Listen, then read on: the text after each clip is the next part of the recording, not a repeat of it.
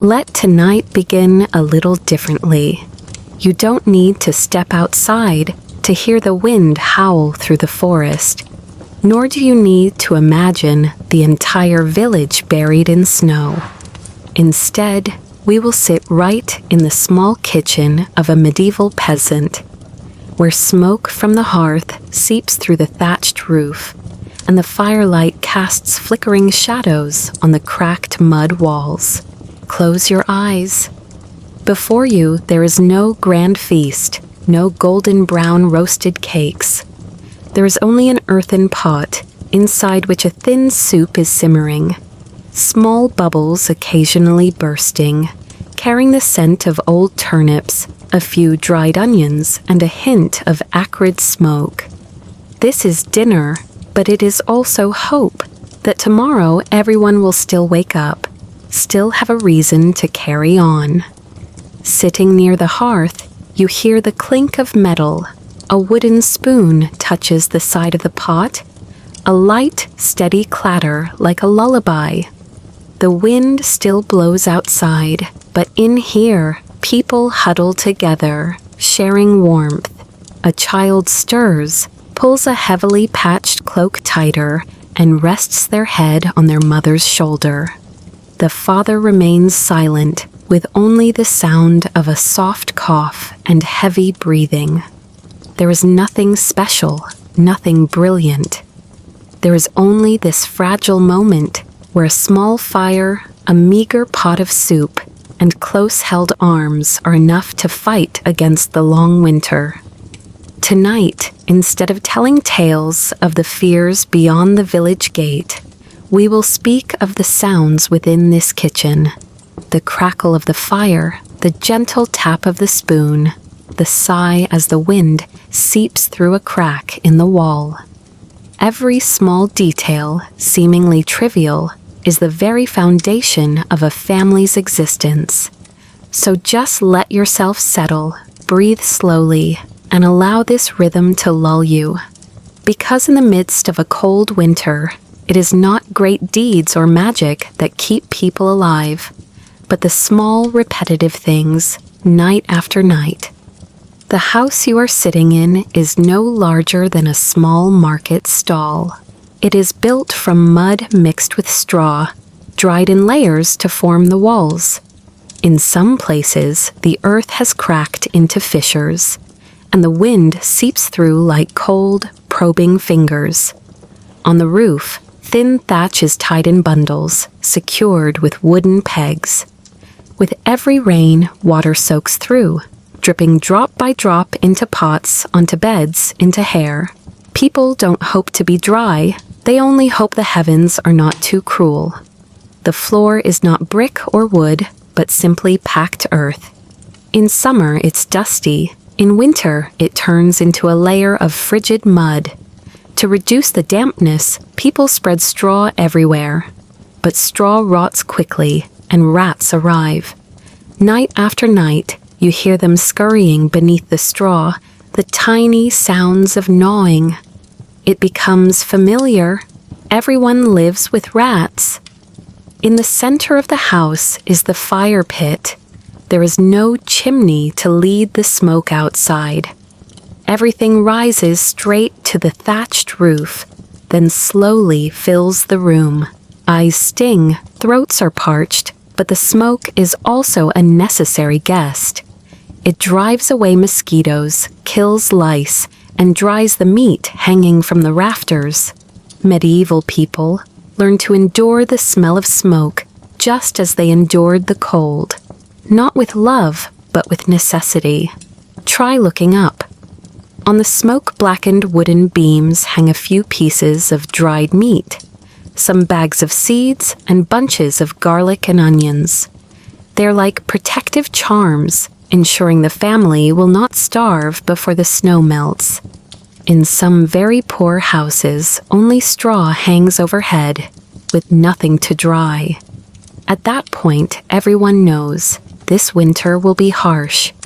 There is little light in the house. During the day, a sliver of sun slips through a wooden crack, casting a long streak on the earthen floor. At night, Only the flickering fire provides light. That yellow-red light is shimmering, but it also distorts everything.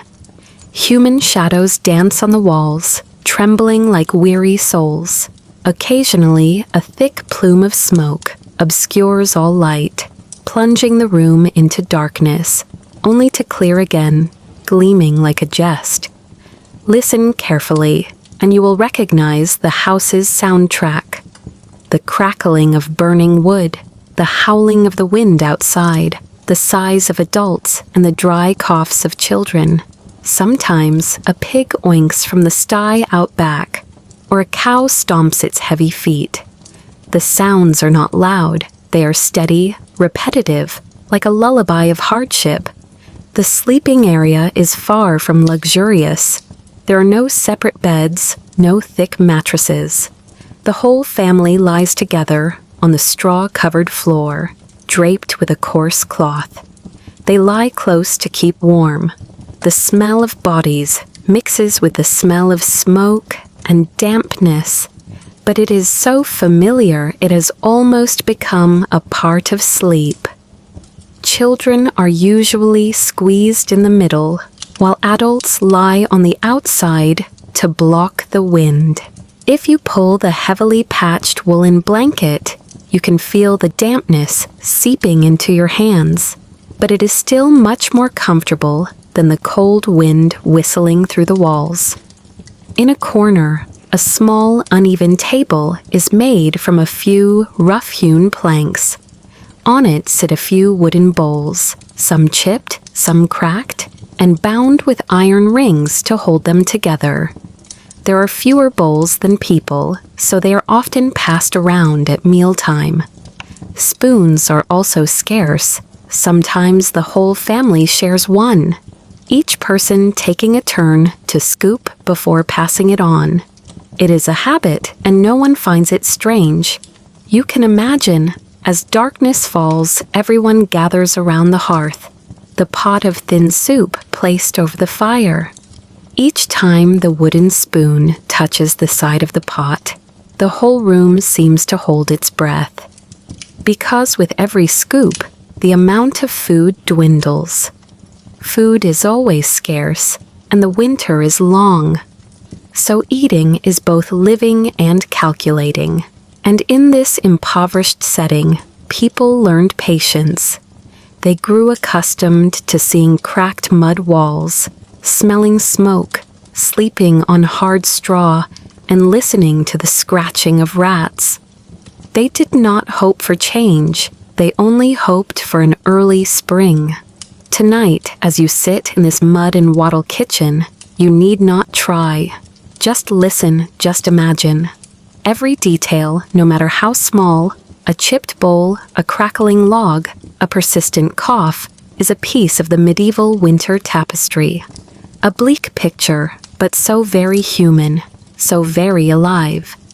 In that mud house, the fire is more than just light or warmth.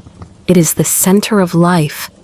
Without fire, the smoke would die, the meat would spoil, and the whole family would shiver until they had no strength left.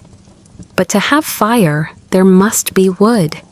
And to get wood, someone has to step outside into the harsh winter to find it, chop it, and drag it back. Wood is never enough.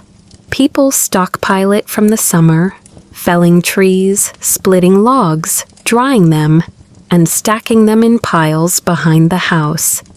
But winter is often longer than anticipated. Every evening, as another log is placed on the fire, a question flashes through everyone's mind. Will there be enough for next month? Imagine a morning scene. The sky is not yet light, but the father of the house has already put on his thickest woolen coat and picked up a dull wooden axe. His breath turns to white mist, his hands stiff with cold. He steps out of the village gate and heads toward the forest. Each step is heavy, for he knows the journey will not be easy. The snow is thick, tree roots are slippery, And sometimes wolves lurk somewhere in the shadows. When he finds a tree that fell in a past storm, he stops. The sound of the axe striking the wood echoes, crisp and decisive.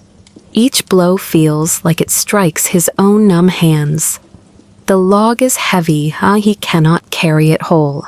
He must chop it into smaller pieces, then load them onto a wooden sled or tie them with a rope to drag home. Sometimes a single piece of wood is enough to make him collapse, his sweat soaking his clothes, only to freeze immediately after. Firewood is not just a matter of strength, it is a matter of life. If a family runs out of wood, they will have to endure the cold. They can wrap themselves in more cloth, huddle together, but body heat has its limits. And no one wants to see their child turn blue from the cold. So gathering wood is not a choice. It is a non-negotiable task, repeated day after day. In the village, there are fire keepers, those experienced in keeping embers alive all night, so that the next morning a gentle blow is enough to reignite the flames. To them, a single red ember, the size of a pea, is more precious than gold. If the fire accidentally goes out, the family must ask a neighbor for coals, or travel as far as the blacksmith's forge. A winter night without a fire is a death sentence. Inside the house, you can feel each log burn away. At first, it crackles and bursts into bright flames, then slowly dies down into glowing coals. The small explosions sound like whispers. The scent of pine resin wafts through, sweet and slightly pungent. A hand held near the fire feels scorching hot, but just a step back, and the cold air rushes in. A few feet mark the boundary between life and death. Not all wood is the same. Oak burns long and steady, but is heavy and hard to chop. Pine burns fast and bright, but is quickly consumed. A well-to-do family might store different types to use alternately. The poor simply gather whatever they can find: broken branches, rotten wood, even dried animal dung is burned to have a fire. Sometimes children are also sent to gather dry twigs around the village. Their small hands grasp the broken branches, their eyes scanning the white path. Returning with a small bundle of wood on their backs, they are praised as if they have brought back spoils of war. In the eyes of an adult, those twigs are not much, but in the eyes of a child, it is a contribution to the family's survival. The scene repeats every day. Go out to chop wood in the morning, sit and tend the fire at night. And so it goes week after week. No one speaks of it as a great story. But in truth, it is this small, repetitive work that gets people through the winter. Tonight, try to listen more closely. The sound of the wood crackling in the hearth is like an invisible hourglass counting time. Each log that burns out is a part of the stockpile gone. But at the same time, each flame that leaps up is another day survived. It is a fragile balance, but it is also the only way. Firewood is not just wood. It is the warmth of the family, the heartbeat of the house, and proof that humans, though small, still know how to face the winter. And you, sitting here listening to this story, can also feel that heat, not brilliant, but enough to banish the darkness around you. If the fire is the heart that provides warmth, then the thin soup in the pot on the hearth is the fragile thread connecting people to life. In the smoke-filled mud house, a meal is not a luxurious ritual. It is just a moment when everyone shares what little they have left and hopes it is enough to get through another day. That soup, medieval people called it pottage. It was made with whatever ingredients could be found: withered turnips, dried onions, a few salted cabbage leaves, sometimes with a handful of beans or barley grains. There was more water than substance because there wasn't enough solid food to divide among everyone. The mother would stir it steadily, the wooden spoon clattering against the side of the pot, so that each person who ladled some out felt they were receiving a fair share. Occasionally, if they were lucky, there might be a bone in the pot. No meat left on it, just dried marrow clinging tightly. But when simmered for a long time, it still released a hint of sweetness. Any child who found a bone in their bowl would have their eyes light up as if they had received a great gift. The adults would exchange a slight nod and give the best part to the child. They knew that the child's health was their only fragile hope. The soup did not smell fragrant. It was musty, mixed with the smell of wood smoke, damp straw, and the sharp tang of old turnips. But to a hungry person, that smell became a form of comfort. Steam rose, clouding the surface of the wooden bowl. As you bring it to your lips, you would feel the bland, almost watery taste. But it was this very thinness that ensured the whole family could eat. A winter meal depended not only on what was in the pantry, but also on luck. Some years, the stored seeds spoiled and grew moldy. People still had to risk using them, as there was no other choice. At times, the ergot fungus hidden in rye would cause those who ate it to hallucinate, tremble, and even have seizures. The villagers believed it was the work of demons or the wrath of God. In reality, it was just a cruel game of chance played by nature. For this reason, each bowl of soup on the table was not just food, it was a gamble. Would you feel a little fuller or weaker or fall gravely ill? No one knew for sure. But not eating meant starving to death, so everyone brought the spoon to their lips. In the biting cold, even the risks had to be swallowed with the thin soup.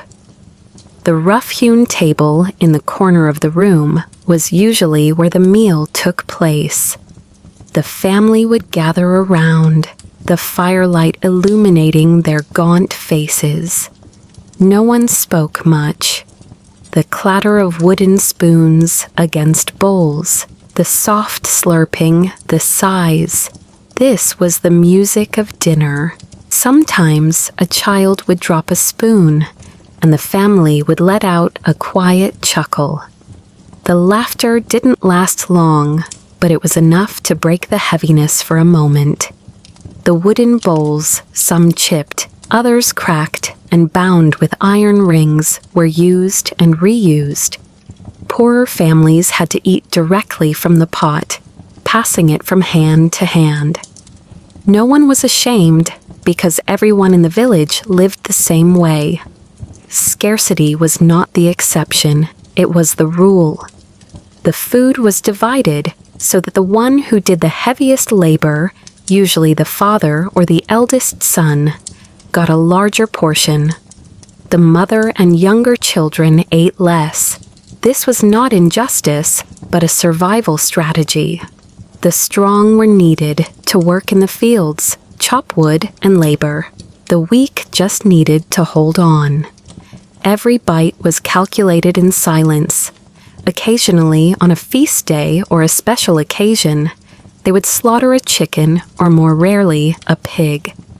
The meat was smoked and hung up to be used sparingly. On such days, the soup would have a little fat, and the rich smell would spread, letting the whole neighborhood know. But these were rare exceptions, perhaps only once or twice a winter. You can imagine how the meal ends. Everyone puts down their spoons, the bowls are empty, and only a thin film of watery liquid clings to the bottom of the pot. No one says it out loud, but in their hearts they all wonder, What will there be to eat tomorrow? That question repeated itself every day for months, and so people learned to cherish every spoonful of thin soup, not because it was delicious, but because it proved they were still alive.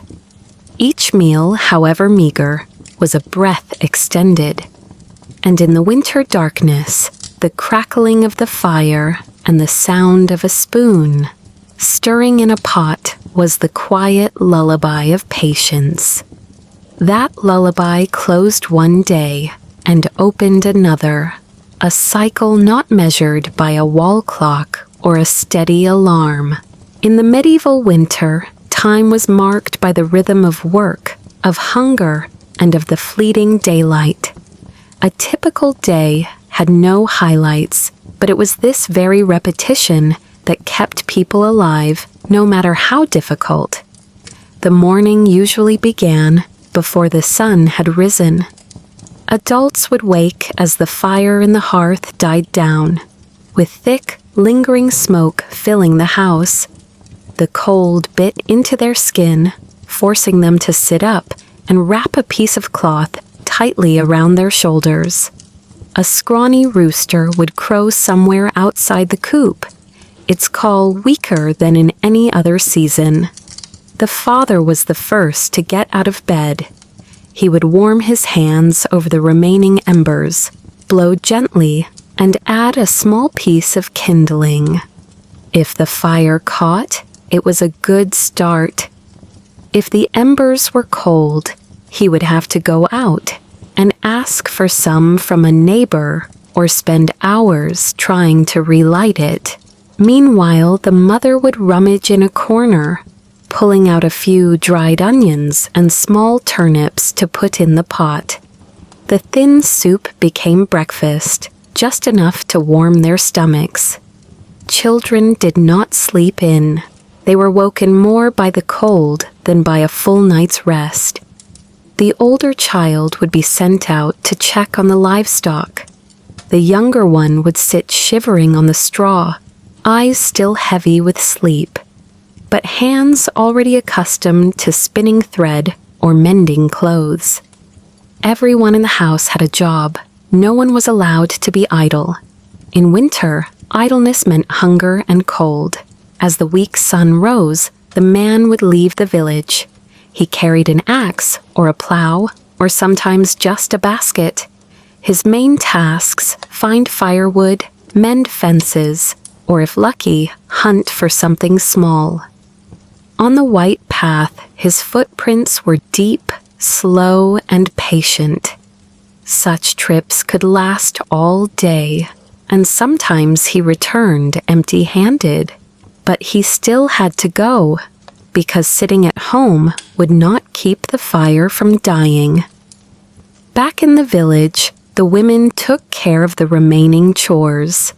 They tended the fire, stirred the soup, and fed the livestock.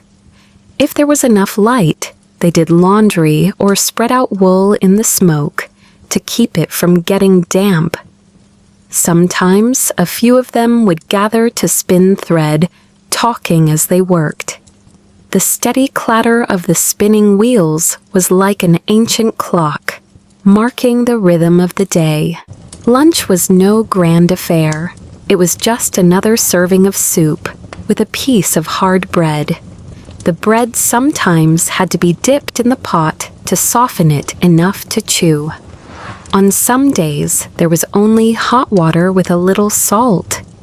But no matter how meager, it was a pause between heavy labors. As afternoon descended, the light began to fade. The winter days were short, and people had to work quickly before darkness swallowed everything again. The father would return, his back bent, carrying a bundle of firewood or just a few dry branches. His hands were chapped and bruised, but his eyes were bright, for he had secured a little more fire for his family. In the evening, everyone gathered around the hearth again. This was the rare moment the whole family was together, not out of leisure, but because the darkness had forced them all to stop working. The last pot of soup for the day was placed on the fire, the steam filling the room with a hazy smoke. The children jostled for a place by the wooden bowl, while the adults gave the more substantial pieces to them. There were no arguments, only the sound of spoons tapping against the sides of the bowls, steady and repetitive, like a sad but gentle song. After dinner, the work was not over. Women would sew by the firelight, mending woolen clothes and straw shoes. Men would carve a hoe handle or prepare tools for the next day. The young children would fall asleep, their heads resting on their mother's shoulders, their wheezing breaths mingling with the sound of the crackling fire. Time flowed slowly, seeming to stretch on forever, until the whole family lay down on the straw floor. At night, outside, wolves howled and the wind shrieked. Inside, people lay close together. One person's breath became another's warmth. Sleep was short and fitful, interrupted by waking from the cold, the sound of rats or coughing. But the next morning, the cycle began again. A typical day in the Middle Ages was not dramatic. It had no great victories nor any individual tragedies. It was just the persistent repetition of labor, of sharing, of patience. It was this repetition that allowed people to survive the long winter. And as you listen to this cycle, night after night, you too will feel your eyelids grow heavy. Because that rhythm of life, though harsh, has a strange, lulling power. A day passed is another day gained. And in the cold of the Middle Ages, that alone was a small miracle. Yet this harsh cycle wore down their strength, throwing open the door for illness to creep into every home. The cold did more than just make people shiver. It was a harbinger of worse things to come. A simple dry cough could become a bad omen, and a prolonged fever could end with a rough wooden coffin, hastily buried in the frozen ground. Sickness did not have to travel far. It was right there in the mud and wattle house, in the smoke that stung the eyes, in the damp, moldy straw, in the stagnant air shared by many people, lying close together. Children were often the first to fall ill. A small dry cough would echo in the night. Faint at first, it would grow more persistent, eventually drowning out the sound of the wind outside. The mother would pat her child's back, singing softly, but her eyes would fill with growing worry. The common cold, pneumonia, shivering fevers, these were familiar enemies. They were not loud or immediately violent, but they gnawed away at one's strength day by day. Adults tried to work through high fevers, cold sweat running down their backs. Children, if too weak, could only lie still under a thin blanket, their eyes listlessly watching the firelight. When an illness lingered, the family would seek out a physician. But in a small village, a physician was not what you might imagine. It could be an old man who had read a few old Latin books in the church, or an old woman who knew how to use herbs, a skill passed down from the previous generation. They carried a cloth bag filled with leaves, roots, ground powders, and a few simple tools. Medieval people believed in the theory of the four humors: blood, phlegm, yellow bile, and black bile. They thought illness came from an imbalance of these four fluids. Therefore, one of the most common treatments was bloodletting.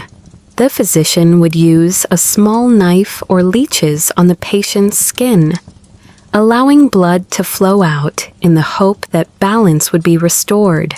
The patient would grow weaker immediately, but believed they were being cleansed. In addition, the physician would administer herbs, a handful of sage leaves, a few fennel seeds, a little honey, all boiled in hot water and given to the patient to drink like a prayer for luck. Sometimes they would place a pouch of herbs on the chest, hoping the aroma would drive out the cold from the lungs. No one could be sure of the actual effect, but faith itself was a form of medicine. The mother in the mud house would often follow the instructions. Boil water for steam, place the pot in front of her child, and cover their head with a cloth. The child would inhale the hot steam, coughing violently, sweat beading on their skin. The mother would wipe their forehead, whispering a prayer. No one knew if the child would be better or worse the next day, but at least they had tried.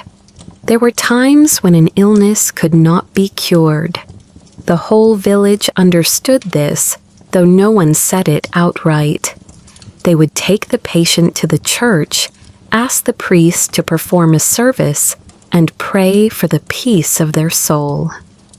The tolling of the bell, deep and somber, reminded everyone that life and death were separated by a single breath.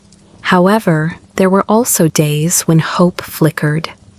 A child who had been feverish for 3 nights would suddenly wake with a healthier color, able to eat a spoonful of thin soup. The adults would look at each other and breathe a sigh of relief. In the firelight, they would smile without words, their hearts lightened. Moments like these were rare, but they were enough to keep them patient. Besides physicians, the people also believed in charms and saints. They wore small amulets made of bone, holy wood, or a piece of paper with a Latin prayer written on it. They believed these objects could protect them from illness. Children were often given a simple necklace, like an invisible layer of armor. Faith and herbal medicine intertwined, creating a fragile net that kept people from despair. During the long nights, as coughing echoed through the house, you can imagine the mother sitting awake by her child's side.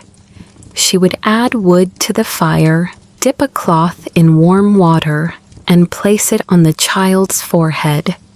Her shadow would dance on the wall, swaying with the firelight. That night was longer than 1,000 others, but she remained patient, for a mother has no choice. Sickness in the Middle Ages was not like today. There were no antibiotics, no brightly lit hospitals. There was only faith, herbs, bloodletting, and trembling hands, trying to hold on to life. Yet it was this very effort that extended each day, however fragile. As you listen to this story, breathe slowly. Imagine the sound of the spinning wheel still clattering outside, the wind whistling through the roof, and in the mud kitchen, a mother sitting watch, her eyes sleepless, hoping only that her child would take one more breath. In that fragility, there was a quiet strength, the strength of patience, of faith, of love.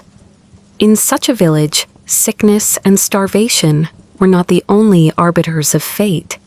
There was an invisible but ever-present force, law and the church. One governed actions, the other governed the soul.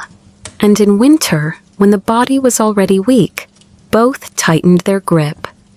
Every morning, even before the sun peeked over the horizon, the church bell would ring. The deep, resonant sound would echo through the cold mist. It was not just a call to prayer, it was the village's only clock, reminding everyone it was time to leave their straw beds, make the sign of the cross, and begin another long day. The church, made of rough stone, stood tall in the middle of the village. It was not as grand as a city cathedral, but compared to the surrounding mud huts, it was like a sturdy fortress. The stone walls held the cold, the tiled roof was coated in ice, but inside, candles flickered, and the pungent smell of incense filled the air. The people would enter, bow their heads, and kneel on the cold stone floor. Their knees touched the ground, trembling, but no one dared to stand tall. The church was where people turned when illness could not be cured, when the soup pot was nearly empty, when fear became too great. But the church was also the place that reminded them of their duties. The priest would read the Latin Mass. Few understood it all, but the solemn tone echoed like a command. The people did not need to understand every word. They only needed to know.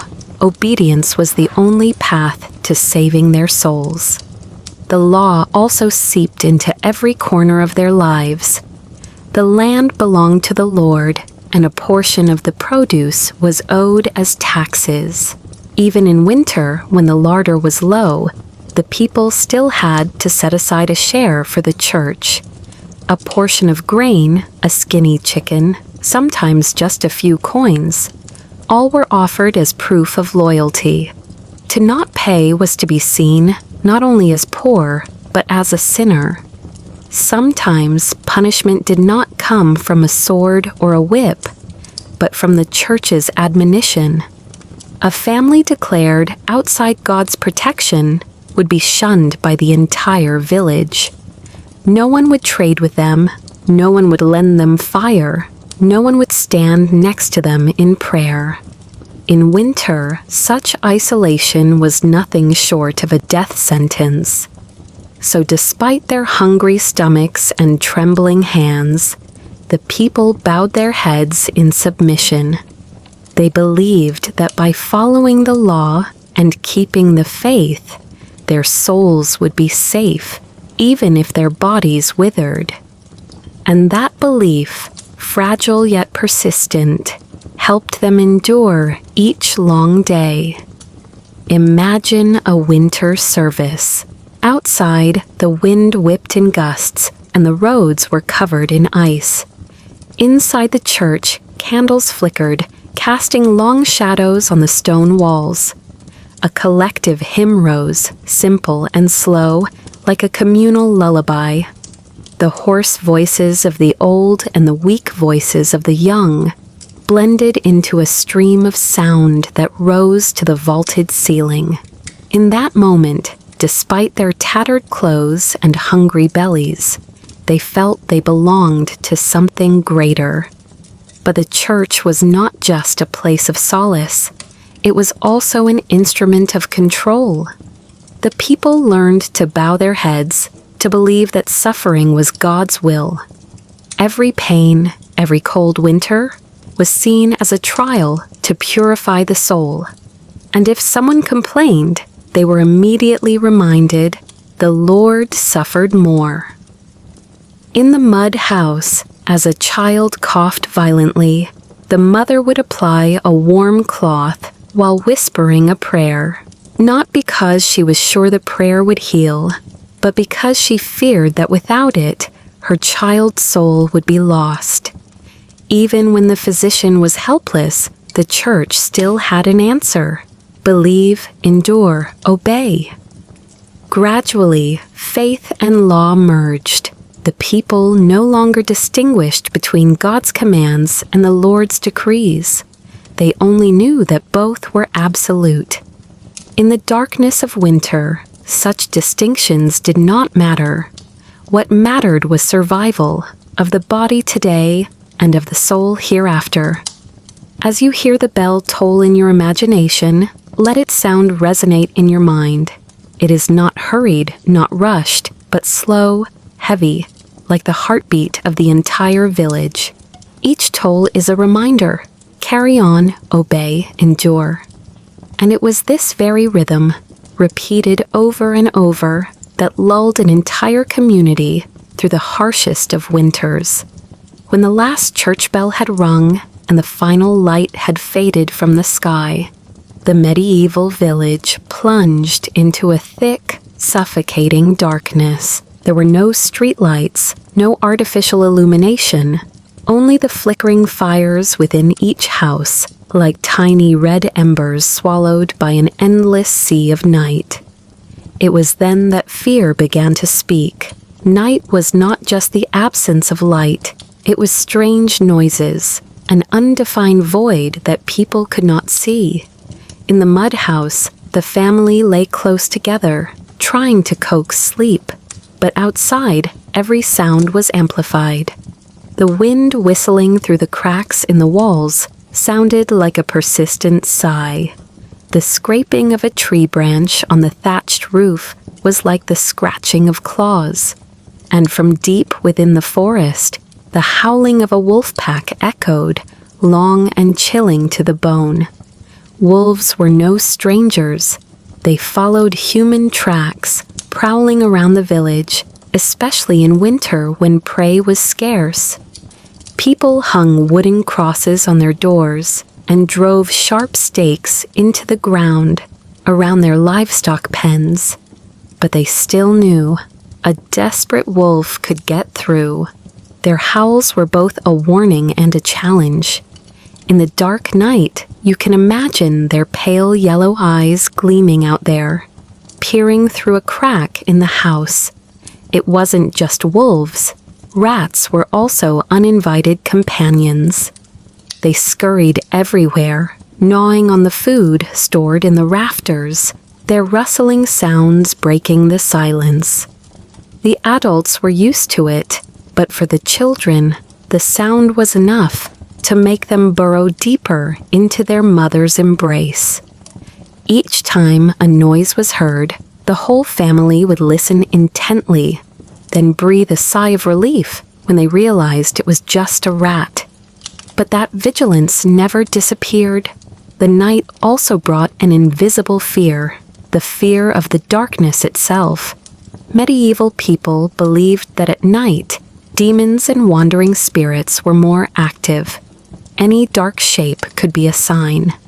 A strange knock on the door, a shadow flitting past the window, an unusually strong gust of wind. All could be interpreted as an omen, and when there was no light to see clearly, the imagination would do the rest. In the smoke-filled kitchen, the firelight cast long, flickering shadows of people on the walls. The children would stare at them, wide-eyed, and whisper, "Is that a demon?" The mother would smile, but her voice would tremble slightly as she reassured them, "It's just our shadows." But she herself knew that in the darkness, no one could be sure of anything. The adults kept the fire going all night, not just for warmth, but to ward off fear. A bright fire was a sign that this house was inhabited, that there was life, that there was faith. If the fire went out, the darkness would swallow everything, and all the sounds outside would become doubly menacing. So someone always stayed awake for a while, adding wood, stirring the embers, keeping the small flame from dying. On some nights, the sound of dogs howling would spread through the village. People knew something was out there, wolves, a stranger, or perhaps just a very strong wind. But in their hearts, fear spread like smoke. No one dared to go outside. They pulled their blankets tighter, made the sign of the cross, and prayed silently. They just hoped for morning to come quickly. As you close your eyes and imagine, you will hear the symphony of a medieval night's fear. The howling wind, the cry of wolves, the gnawing of rats, the creaking of the roof. Occasionally, a dry cough or the sigh of a sleepless person would interject. It all creates a scene that is both real and dreamlike. A scene where people, small and fragile, try to huddle together to survive. But in that darkness, there was also a bond. The family would hold each other closer, listening to each other's heartbeats, sharing warmth. The mother would whisper a lullaby, her voice so soft you could only hear it if you pressed your ear close. These were moments when fear and love mingled. The darkness did not disappear, but it was pushed back, bit by bit, by human warmth. And so, night after night, fear became a familiar part of life. The people did not hope to eliminate it, they just learned to live with it. Like the rats, the wolves, or the darkness outside, it was all part of the rhythm of winter. Waking up each morning, they would breathe a sigh of relief for having made it through another night. And so the cycle continued. After the long nights filled with howls, wind, and nameless fears, the people of the Middle Ages clung to an invisible thread, faith. While the body trembled, the soul needed an anchor to keep from breaking. And the belief in God, in saints, in prayer, however fragile, was the anchor that kept them steady in the winter's blizzard.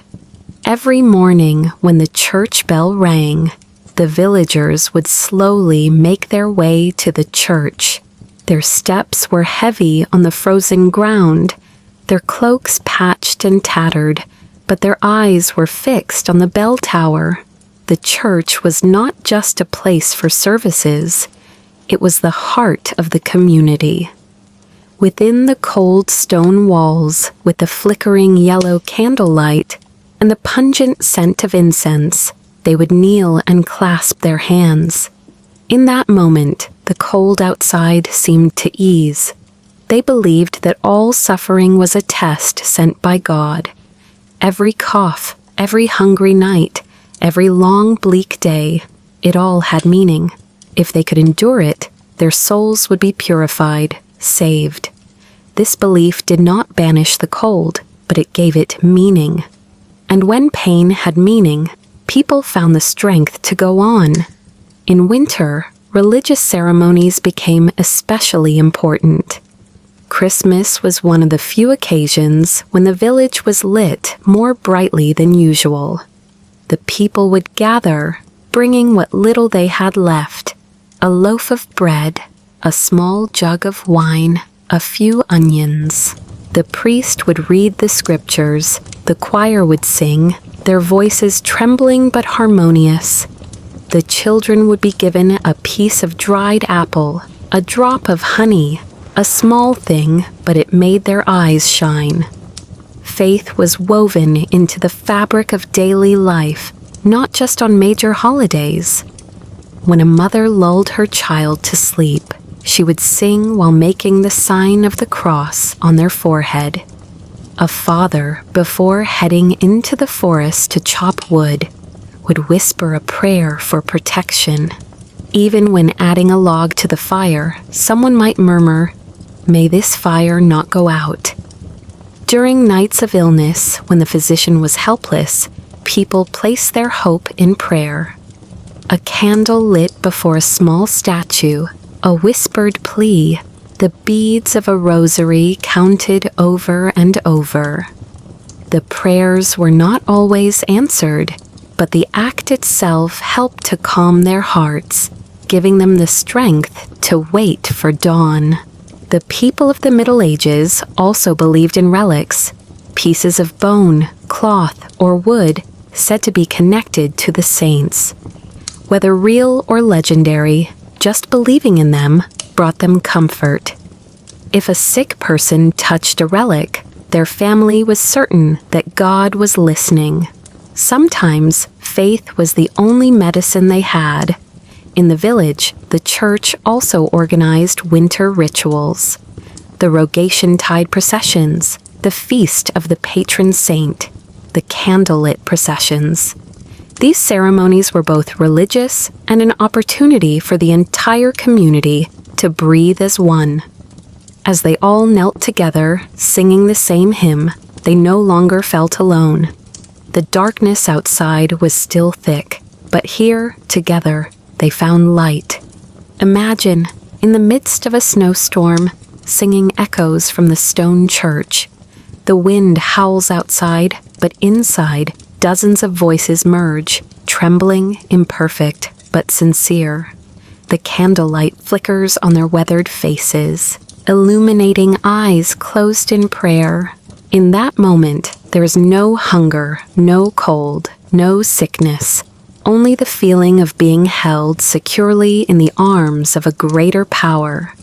Faith did not make the snow melt faster, nor did it fill the soup pot, but it made each day bearable. It turned suffering into a journey, and survival into a sacred testament.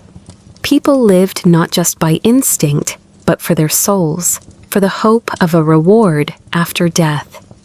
In the mud and wattle house, as the wind howled outside, the family would gather around the fire. The mother would quietly recite a prayer, the father would nod, and the children would close their eyes. The fire cast their flickering shadows on the wall. The long night did not disappear, but that invisible anchor kept the family from being swept away in despair. And you, listening to this story, can also feel the strength of that anchor. Whether you believe in any religion or simply in the patience of humanity, there is one thing in common. In a blizzard, faith is the only light that never goes out.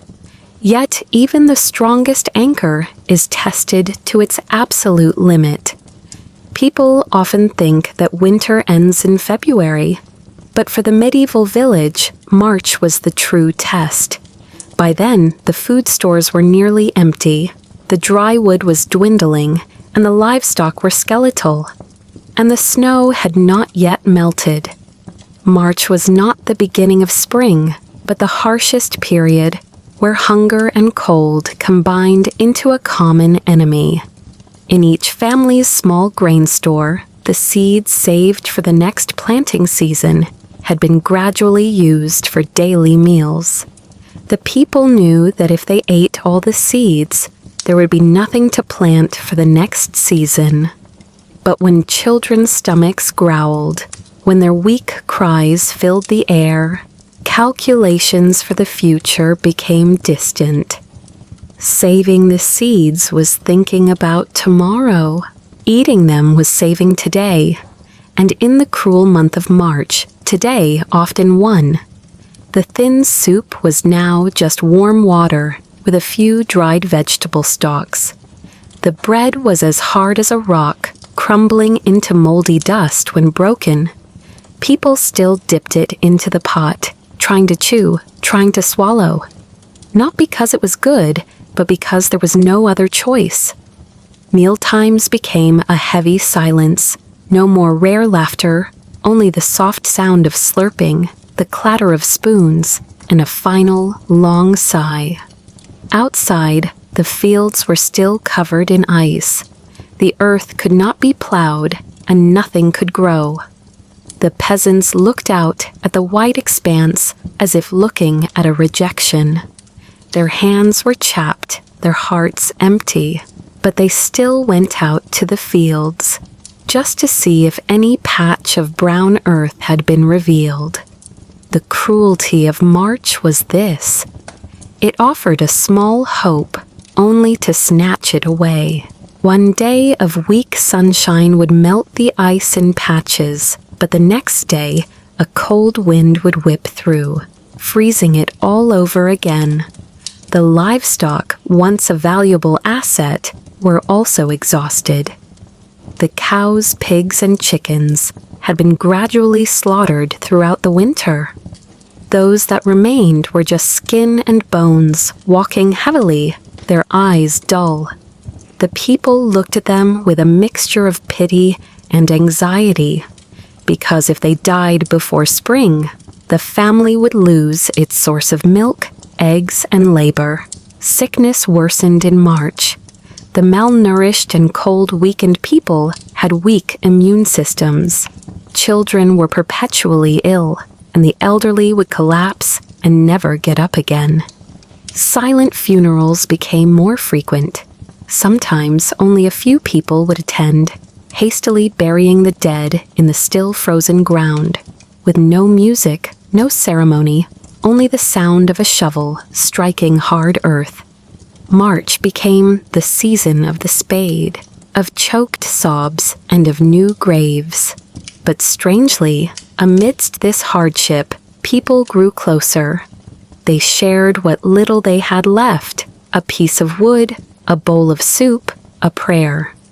The poorest families would find a handful of grain or a piece of bread secretly left on their doorstep by a neighbor. No one boasted, for they themselves had little to spare, but compassion had the power to see them through March together.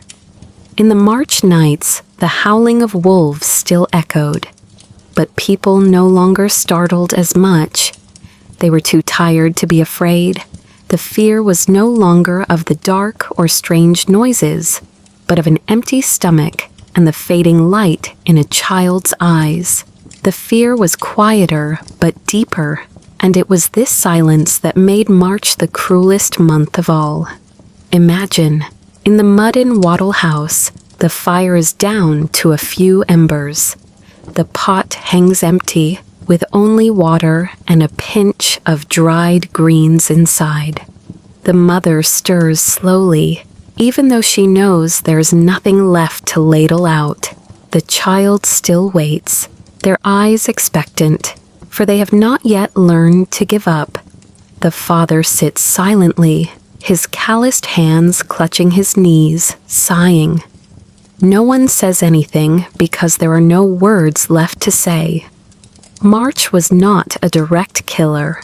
It was like an invisible hand, squeezing tighter and tighter, day by day. When the snow finally melted, when the first green shoots appeared, many were no longer strong enough to see them. That was the cruelty of it. Salvation came too late, and only those who endured could enjoy it. But for the survivors, the memory of March became a permanent reminder. It taught them to cherish every grain, every log, every flame. And it also taught them that people can endure more than they think. Tonight, as you listen to these words, breathe slowly. The March of the Middle Ages is long past, but its memory remains.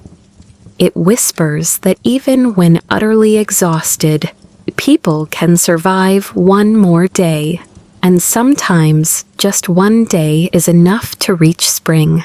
When cruel March finally ended, spring was not welcomed with cheerful music or festivals.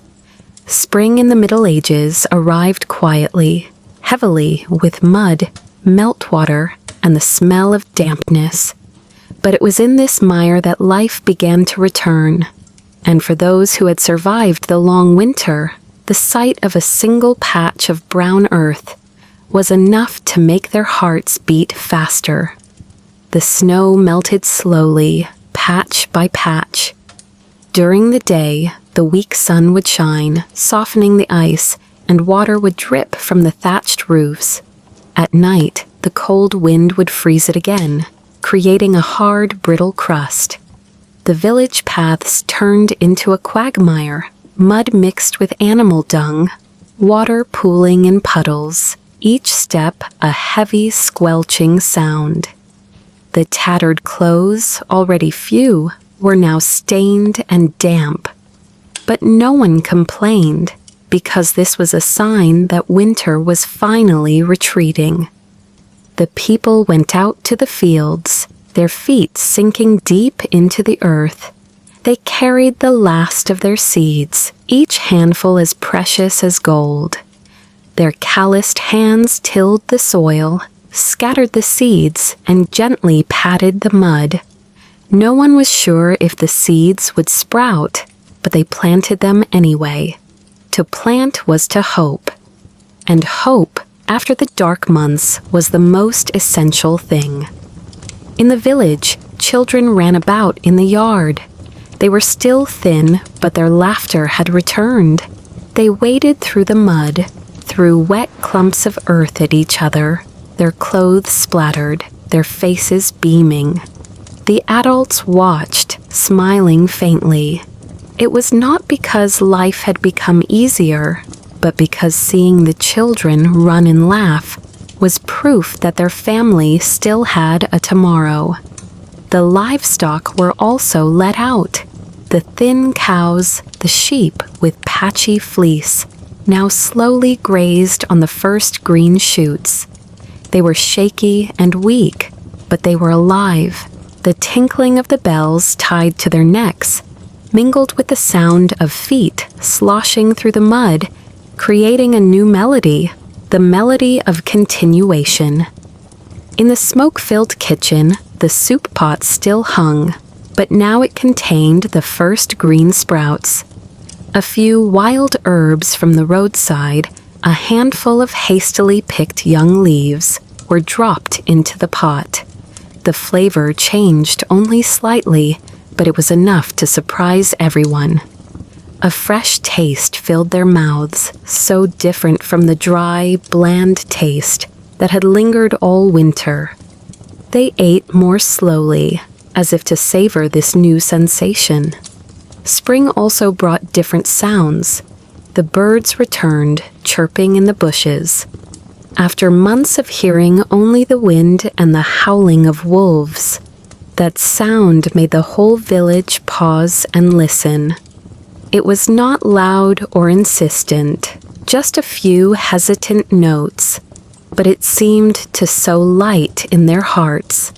Still, spring was not an instant miracle. The roads were still muddy, sickness lingered, and hunger had not disappeared. But the people's spirits were different. After hitting rock bottom in March, a single ray of light was enough to lift them up. They would say to each other, "We have made it through the winter." The words were simple, but they held more power than any festival. In the evening, the family would still gather around the hearth. But now there was more conversation, and their eyes were lighter. The mother would tell old stories as she mended clothes, and the children would listen, their heads tilted. The father, after a long day in the fields, would rest his hands on his knees and nod gently. The firelight still cast shadows on the walls, but they were no longer frightening. It had become a familiar, peaceful scene. You can imagine the sound of water dripping from the roof, the occasional return of an insect's buzz, the crackling of the fire in the hearth. Outside, the earth was dark and soaked, but upon it, tiny green sprouts were pushing through. The scene was not loud or brilliant, but it was the true miracle of spring.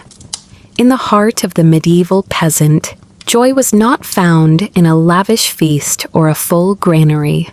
It was found in this small moment, a seed sprouting, a hen laying an egg, a child laughing in the mud. These were the proofs that life went on. And as long as life went on, hope would continue. Tonight, as you listen, let your imagination step through the cold winter and onto the wet, muddy ground. Look at the small, trembling green shoots reaching up. They are weak, but they are persistent, just like the people who, after everything, continue to walk, slowly, day after day. Spring did not arrive with fireworks. It arrived with mud and green sprouts. But it was in this simplicity that people found the strength to smile, to continue planting, and to wait for the harvest. And so, the cycle began again. The long winter has receded. The blizzards are silent. The wind no longer howls. And the ground begins to soften underfoot. But for the medieval peasant, there is no boisterous celebration to mark this victory. No flags are flown, no grand feasts are held. There is only a simple fact. They are still here, still breathing, still alive. In the silence of the mud and wattle house, the small fire in the hearth still crackles. The children are fast asleep. their gaunt faces now with a healthier flush. The father sits by the door, his eyes half closed, his calloused hands resting on his knees. The mother puts down the last piece of mending and lets out a soft breath. Outside, the sky is no longer a uniform gray. Amidst the mud, small patches of green have emerged, affirming that the cycle of life is turning once more. Perhaps victory never belongs to humans. For nature, winter, hunger, and cold, they are all still greater than them.